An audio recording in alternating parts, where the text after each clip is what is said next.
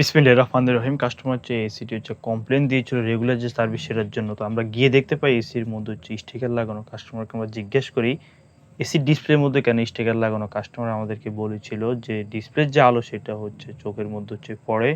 তাই আমরা কাস্টমারকে বলি, "আপনি তো ইচ্ছা করে রিমোটের মাধ্যমে হচ্ছে এটি হাইড করে রাখতে পারতেন।" তো কাস্টমার বলতেছে যে, "আমার এই বিষয়টি হচ্ছে জানা ছিল না।"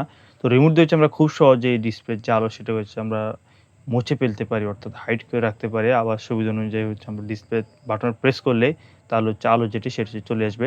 তারপর হচ্ছে আমরা যে স্টিকার যেটি সেটি হচ্ছে আমরা তুলে ফেলে দেই এবং হচ্ছে ইনডোর যে ইউনিট সেটা হচ্ছে আমরা সার্ভিস যে কিট সেটা লাগিয়ে সুন্দরভাবে ইনডোর ইউনিটের যে কেসিংগুলো সহ হচ্ছে আমরা সুন্দরভাবে পরিষ্কার করে দেই এবং আউটডোর যে ইউনিট সেটা হচ্ছে আমরা সুন্দরভাবে হচ্ছে প্রেশার ওয়াশার দিয়ে হচ্ছে ক্লিন করে দেই। টেকনিশিয়ানদের কাছ থেকে হচ্ছে এসির যে রিমোট সেটার যে ফাংশনগুলো সেগুলো হচ্ছে আপনারা সঠিকভাবে হচ্ছে জানিয়ে নিবেন। এতে করে হচ্ছে এসিটি হচ্ছে সঠিকভাবে অপারেট করতে হচ্ছে আপনার জন্য হচ্ছে সহজ।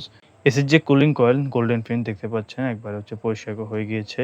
আর এখানে হচ্ছে ইনডোর ইউনিটের যে কেসিংগুলো সেগুলো হচ্ছে আমরা সুন্দরভাবে হচ্ছে এগুলো পরিষ্কার করে নিচ্ছি।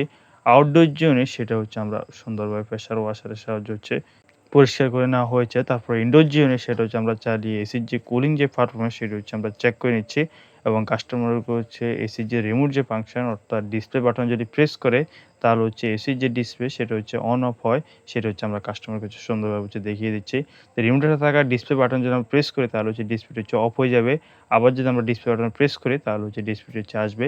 এভাবে খুব সহজে হচ্ছে আমরা রিমোটের সাহায্যে এসির যে ডিসপ্লে সেটা হচ্ছে আমরা অন এবং হচ্ছে অফ রাখতে পারি। এছাড়াও আমরা আজকের নতুন ভিডিও পাওয়ার জন্য চ্যানেলটি সাবস্ক্রাইব করে রাখুন। আল্লাহ হাফেজ।